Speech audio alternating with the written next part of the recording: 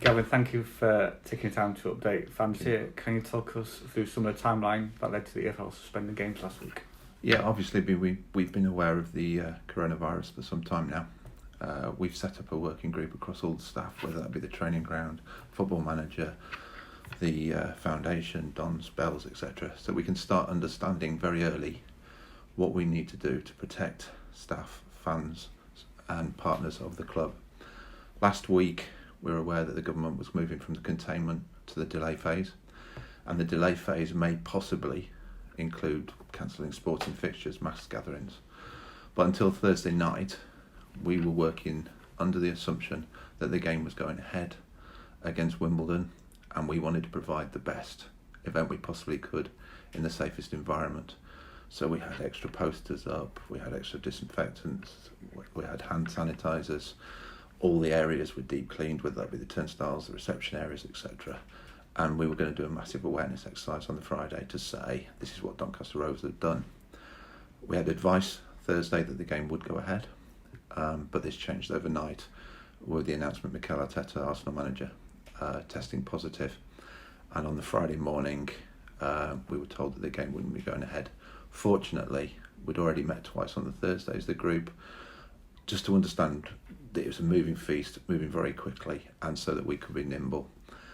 So on Friday, we were told the game wouldn't go ahead, and obviously we went into an awareness exercise, and it's since been clarified that no games will be going ahead until at least the 3rd of April for the football. Are we aware of the virus affecting anyone here? We've got Ben Sheaf. I was obviously at the Arsenal training ground last Tuesday. He's gone into self-isolation, as have the rest of the players of Arsenal. But to be clear, he's showing no signs, any symptoms whatsoever. It is purely a precaution, and he's not come into contact with anyone that we're aware has tested positive or got the virus. What we have done, though, is shut the training ground down until Thursday of this week, and that is being overcautious. None of our players have shown any signs of having the virus whatsoever, but we want to protect their health going forward. We appreciate it's overcautious, but we think it's probably the best thing to do. And talking to the football manager gives them a break. They're at home. They've got training plans. They haven't got their feet up. They're not at Meadowhall. They will come back with targets of fitness that they will be expected to achieve whilst they're off, and that's in partnership with the football manager. We've also had 5 games postponed through this. Do we know what's going to happen with them and the rest of the League One season? No, we've just had a communication from the Football League to say that they will be meeting later this week. They have said, and I totally understand this, that they can't comment every time there's a small development or there's a rumour, and they will prefer to communicate at the end of the week to say this is what's happening going forward. So at this stage, we know there's a goodwill to finish the season, which we actively support. And we know that in theory, the first game back is Tranmere on the 4th of April. However, we understand it's a moving feast, and we will continue to be engaged with.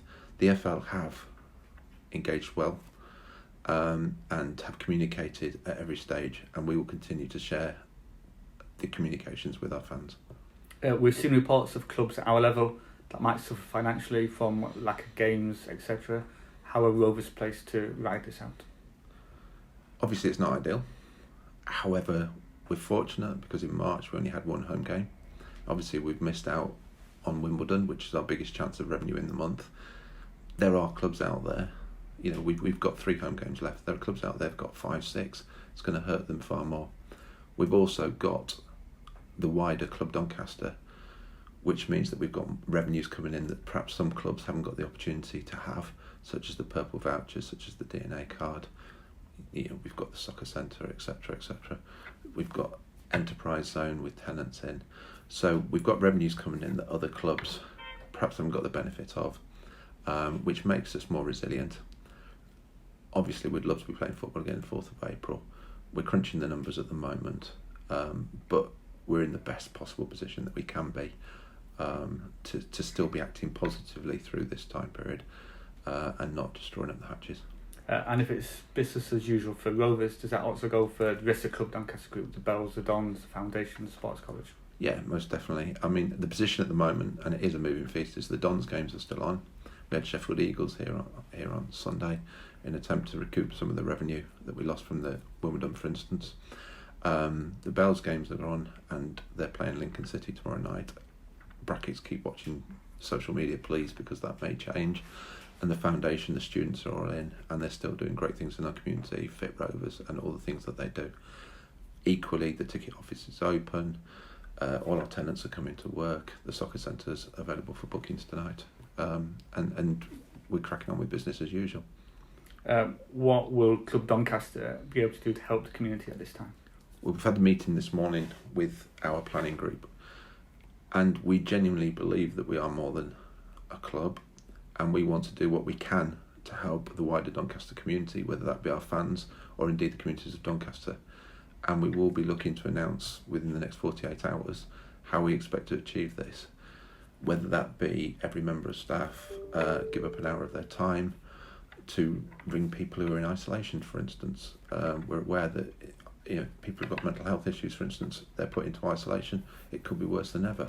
So we're looking to see whether we can do far more than we can be expected to do, because we think that's only right.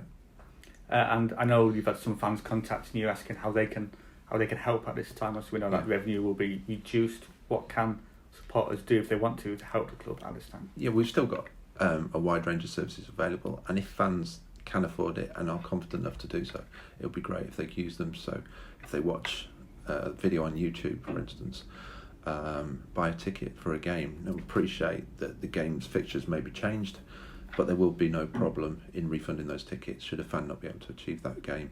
Obviously, we've still got season tickets on sale, and it'd be great if people could afford during the early bird to purchase one of those season tickets.